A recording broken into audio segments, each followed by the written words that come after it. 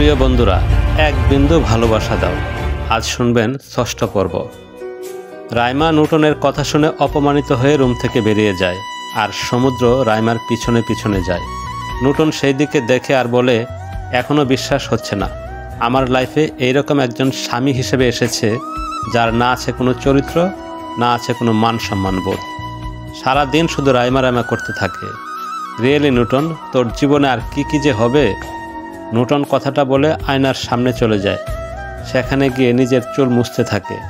অন্যদিকে রাইমার ইচ্ছে করছে নুটনকে খুন করে ফেলতে। এই নুটনের এত সাহস কী করে হয় তাকে অপমান করার। সমুদ্র রাইমার পিছনে পিছনে গিয়ে ওর হাত ধরে ফেলে রাইমাকে শান্ত করতে বলে, কি হয়েছে রাইমা, তুমি এরকম রাগ করছো কেন? আমি কেন রাগ করছি সেটা কি তুমি বুঝতে পারছো না সমুদ্র? ওই নুটনের এত সাহস কী করে হয় আমার সাথে এরকম খারাপ ব্যবহার করার? রাইমা, নুটনের ব্যবহার কেমন সেটা তোমার খুব ভালো করে জানা রয়েছে। তাহলে কেন ওই রুমে যেতে গেলে? আর নুটন এখন এই বাড়ির মালিক, তাই ওর কথা এখন শুনতে হবে আমাদের। খুব তাড়াতাড়ি আমরা সম্পত্তি ফিরে পেয়ে যাব। তখন নুটনের প্রতিটি কথার জবাব ওকে দেওয়া হবে। রাইমা, এই খুব তাড়াতাড়িটা কবে আসবে সমুদ্র তোমার জীবনে? তোমরা কবে আবার এই সম্পত্তি ফিরে পাবে? কতদিন অপেক্ষা করতে হবে আমাকে? আর একটু আগে আব্বু ফোন করেছিল, আমাদের বিয়ের বিষয়ে কথা বলতে চান উনি। কিন্তু আব্বুকে আমি কি বলবো?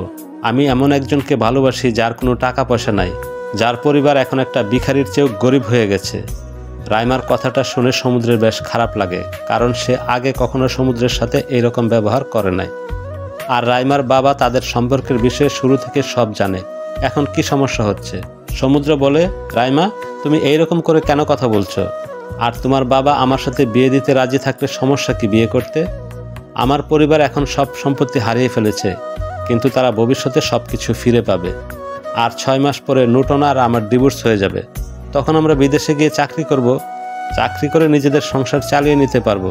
তাই আমার পরিবারের কাছে যদি সম্পত্তি নাও থাকে তাহলেও কোনো সমস্যা নাই।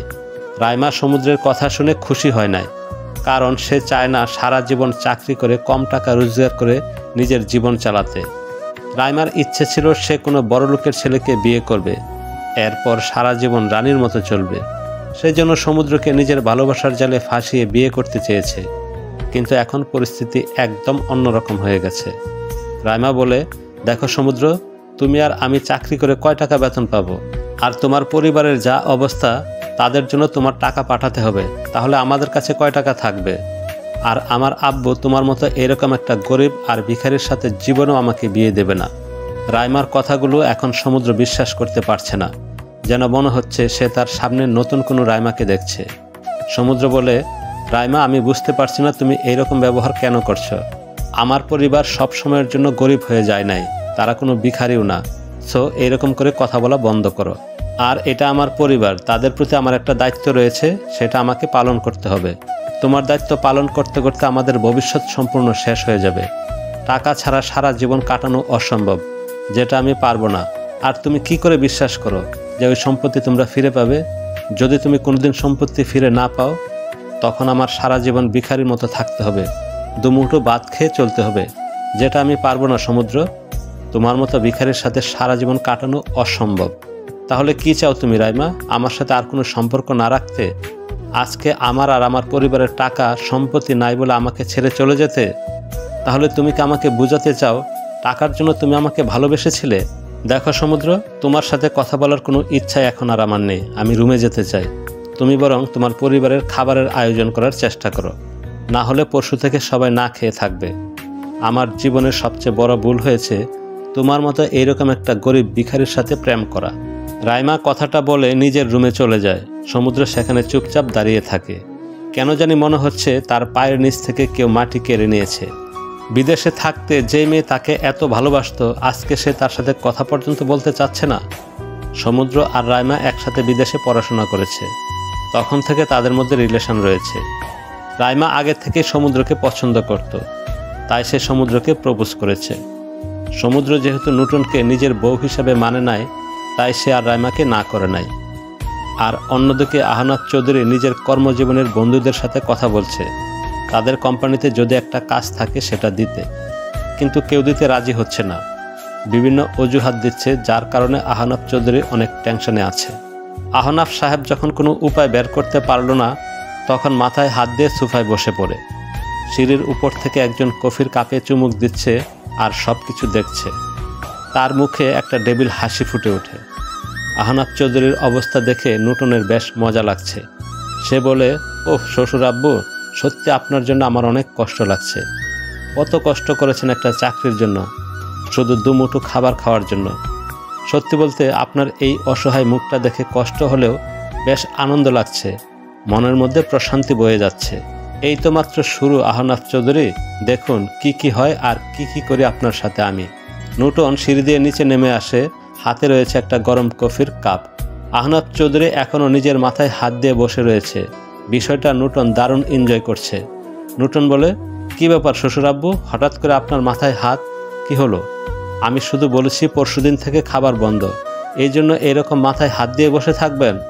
ওহ শ্বশুর আব্বু, আপনাকে এরকম অসহায় দেখে আমার চোখে পানি চলে এসেছে। কত কষ্ট হচ্ছে আমার। আসলে গরিব মানুষের প্রতি আমার অনেক মায়া। নূতনের কথা শুনে আহনাফ চৌধুরী তার দিকে তাকায়। এমনিতে সে কোনো চাকরি জোগাড় করতে পারছে না, আর অন্যদিকে নূতন তার সাথে মজা নিচ্ছে। আহনাফ চৌধুরী বেশ বিরক্ত হয় নূতনের কথায় আর বলে, তোমার কি সমস্যা নূতন? আমি মাথায় হাত দিয়ে বসে থাকলে তোমার সমস্যা কি? আমার বিষয়ে না ভেবে যাও, নিজের রুমে যাও। তোমার আজারা কথা শোনার টাইম আমার নেই। আরে শ্বশুর আব্বু, এত রাগ কেন করেন? আমার শুধু একটু কষ্ট লাগছিল, সেই জন্য বলছি। কি হলো শ্বশুর আব্বু, কোনো চাকরি ম্যানেজ করতে পারলেন? আপনার বন্ধুরা কি চাকরি দিতে পেরেছে? না, চাকরি পায় নাই, তবে চেষ্টা করছি। চেষ্টা করতে থাকেন, কিন্তু পরশুদিন থেকে টাকা ছাড়া খাবার খেতে পারবেন না। তখন কি হবে? আমার পরিবার না খেয়ে থাকবে। সত্যি খুব কষ্টের। নূতন, যাও এখান থেকে তুমি। আচ্ছা, চলে যাচ্ছি। তবে একটা কথা, আসলে আমার কোম্পানির কাপড়ের কারখানায় কয়েকজন লোক লাগবে। আপনার যদি চাকরির খুব দরকার হয় তাহলে সেখানে চাকরি করতে পারেন। মাসে 10,000 টাকা বেতন দেব। মানে নূতন, তুমি কি বললে? আমার কোম্পানির কাপড়ের কারখানায় আমি কাজ করব মাত্র 10,000 টাকার জন্য? তোমার সাহস কি করে হয় এই ধরনের প্রস্তাব দেওয়ার? যেই কোম্পানির মালিক আমি, সেই কোম্পানিতে আমি শ্রমিকের কাজ করব? দেখুন শ্বশুর আব্বু, যদি খাবার খেতে চান তাহলে শ্রমিকের কাজ করতে হবে, না হলে না খেয়ে থাকবেন। সো ভেবে দেখেন চাকরি করবেন কি না।